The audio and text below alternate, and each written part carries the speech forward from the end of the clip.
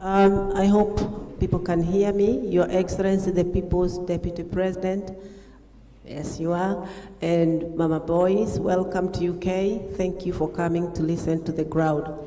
My name is Elizabeth. I'm from Nyandarua County. So Olkalau is a personal interest. So I want that seat for DCP. I want to ask you about tax, that we are taxed when we send staff home. I believe people in this hall will agree with me that we can help our country with so much. Today, we were somewhere that we had a lot of wheelchairs, a lot of mobility things that can help people who have mobility issues in Kenya. Last year, I do a lot of charity, so I loaded a container of 20 feet, and I was helping a children's home that I'm proud to say. It's called Little Angels. It is in Nyeri County. The children's home, everything was theirs. So they applied for an exemption of tax. They were given by the Nyeri County. So I was asked to send this container, and I was told that the last exemption will be given by the Treasury when the container arrived in Mombasa. The container arrived in Mombasa, and lo and behold, the Treasury came back with a rejection and did not give me any reason as why it was rejected. So, People's President, I was snapped with a tax of 800,000 shillings. Now, my mom was very angry. She said, this is not something that you're bringing to pay school fees for your children. Is this charity of yours? And I was given a choice of abandoning that container so that they can divide themselves, or paying 800,000. Apart from that, somebody conned me from the same KRA 170,000. So I paid 1 million Kenyan shillings because I wanted to help that home. I was very angry, and I believe everyone here would agree. If you reduce that tax for us, we have a lot we can do for that country. So I really hope it will be done. Thank you.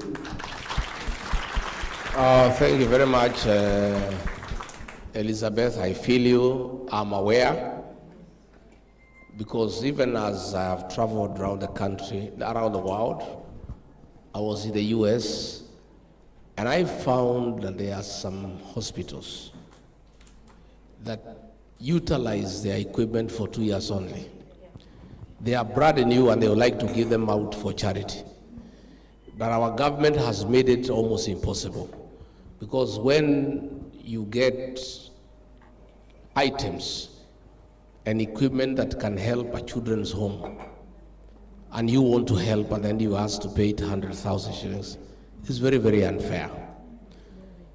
I have been thinking about it. In fact, I was discussing it with Reverend Dorcas last night. That particular matter, that our new administration will have a deliberate policy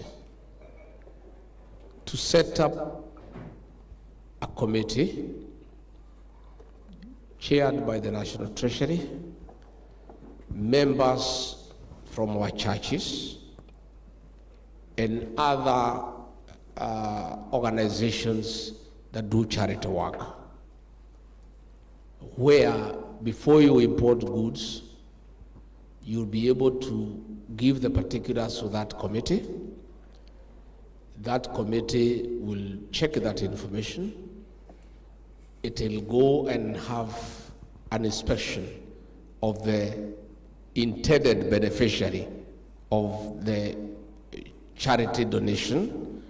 And once that is confirmed, before you ship the goods, you are given the go-ahead.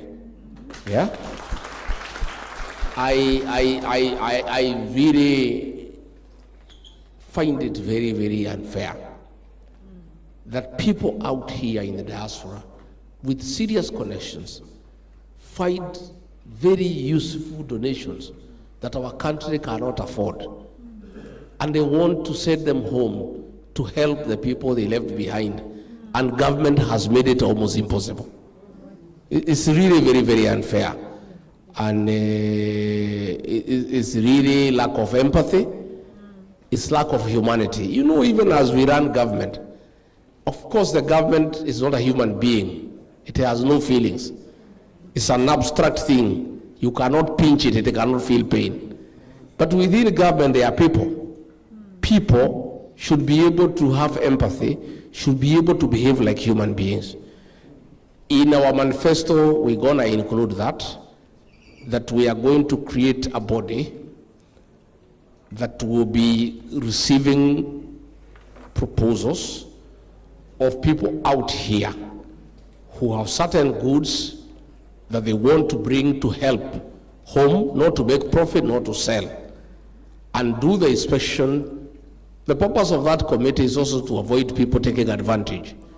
You know, because Kenyans are also crooked, you know that. Our people are also not very straight.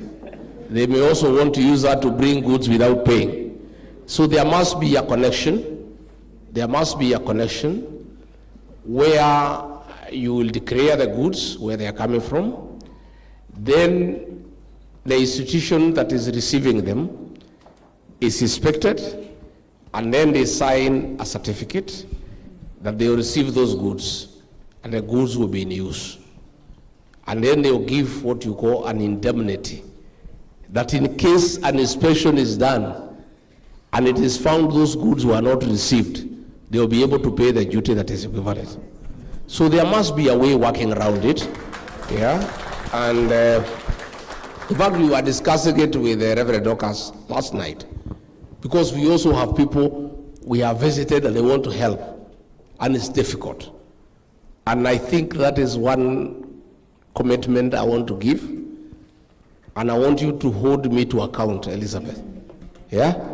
Next year in December, if it doesn't happen, yeah, I have a farm in Shamata, you can walk there and look for me. So that as we wewe kiongozi, ulikuja ukatuambia, mulichaguliwa mwezi ya 8, sasa ni December. Wapi ile maneno ulituambia? I want to be held to account. One last one. Another lady, the men were too many. We have to be gender sensitive.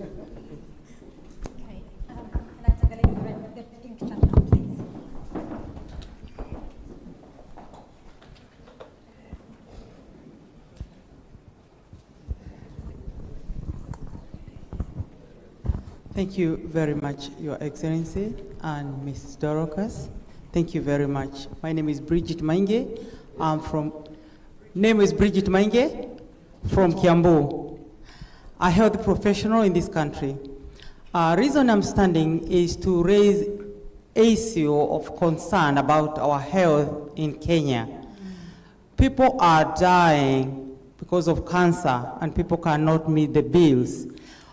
What do we have in place that will stop corruption in the hospitals to help people who are suffering to get the right service? On another issue, I'm a mental health